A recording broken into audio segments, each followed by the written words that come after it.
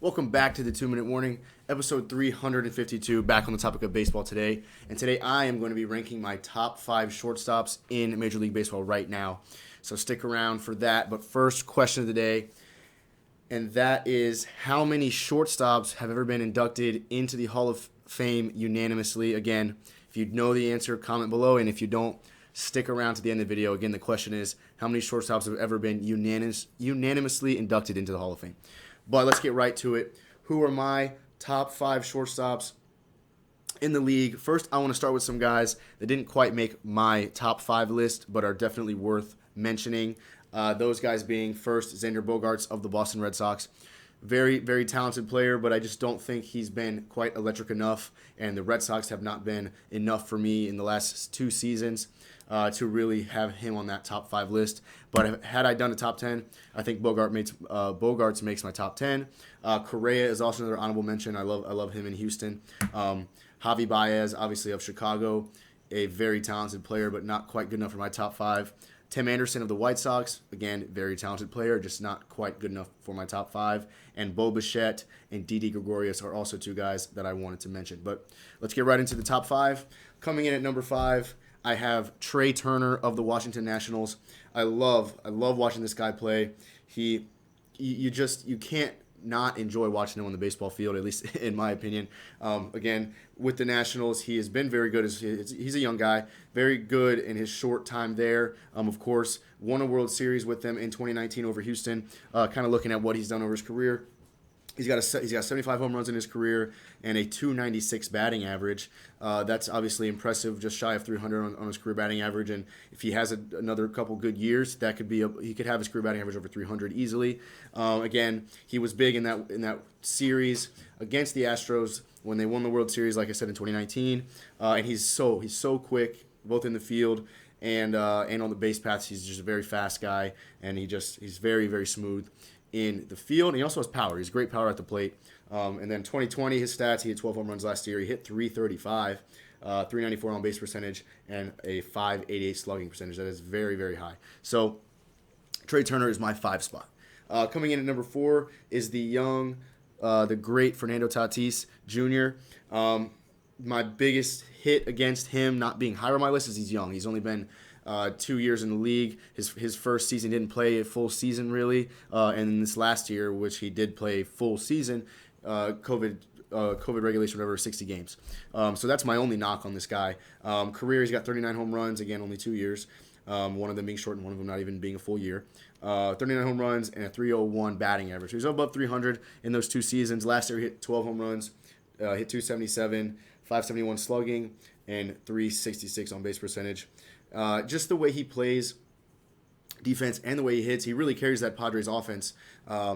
And he's just and the defense as well. He makes so many good plays, and he's just the character that he brings to the field gives him an edge over Trey Turner, in my opinion. And he's definitely got more power at the plate. Now, based off what I just said, Trey Turner did have a higher slugging percentage last season, but Tatis has more power. He's just a much larger guy physically. He's probably got the strongest arm of any shortstop I'm about to name in the next or throughout this video. He's got an absolute laser for an arm.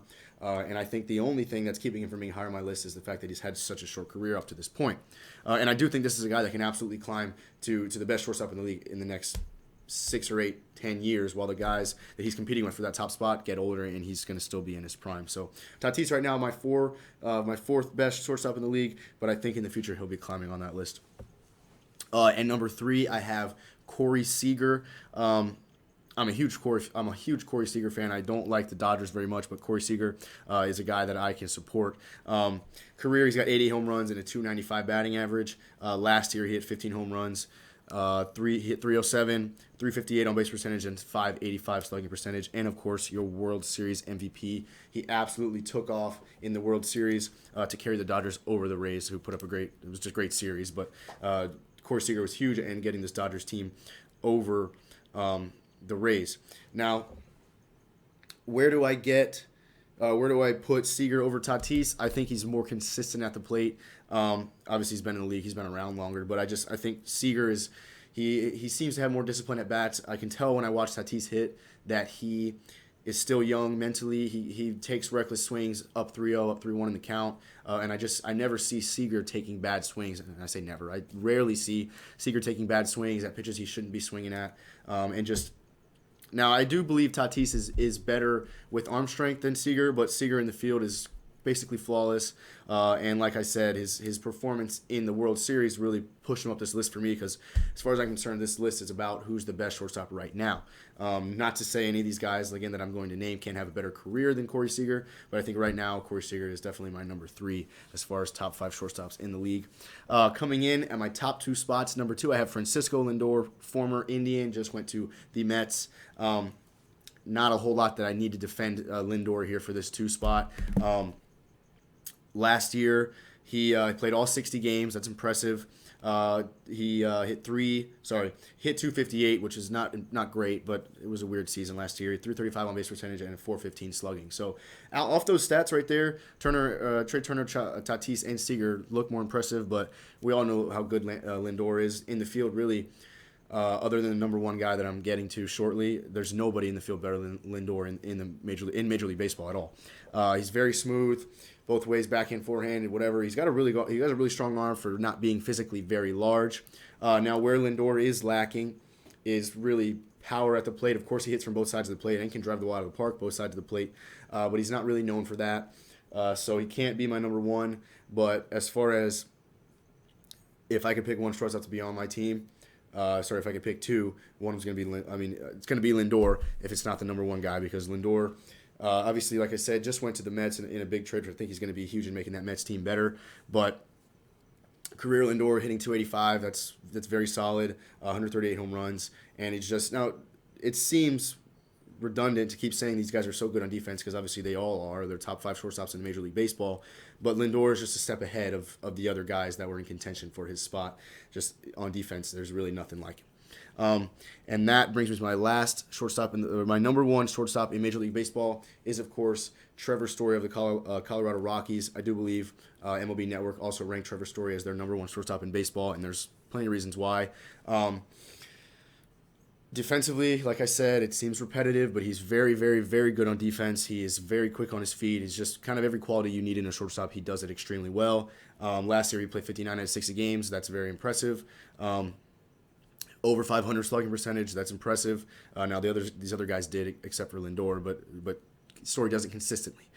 Since 2018, he leads shortstop in home runs with 83. He's first on base percentage. He's third, 355. Slugging, he's first with 554 slugging percentage. His wins above replacement, his WAR 14.2, which is first since 2018 among shortstops.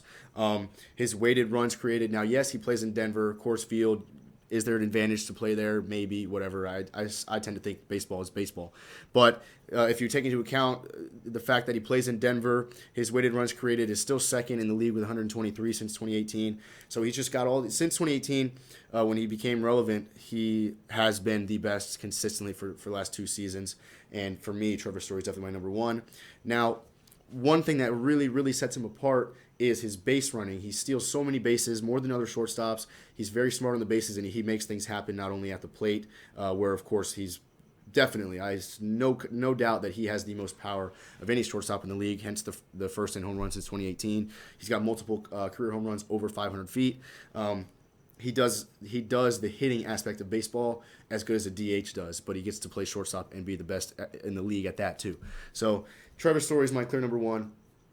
Comment below if you disagree, but I think the stats line up to give Trevor Story the 1 spot. And again, a little recap of my list. I had Trey Turner at number 5, Fernando Tatis Jr. at number 4, Corey Seager at number 3, Francisco Lindor at number 2, and Trevor Story at number 1. That's all for the video, guys. Your question today, kind of a trick question. There have been 0 shortstops ever inducted unanimously.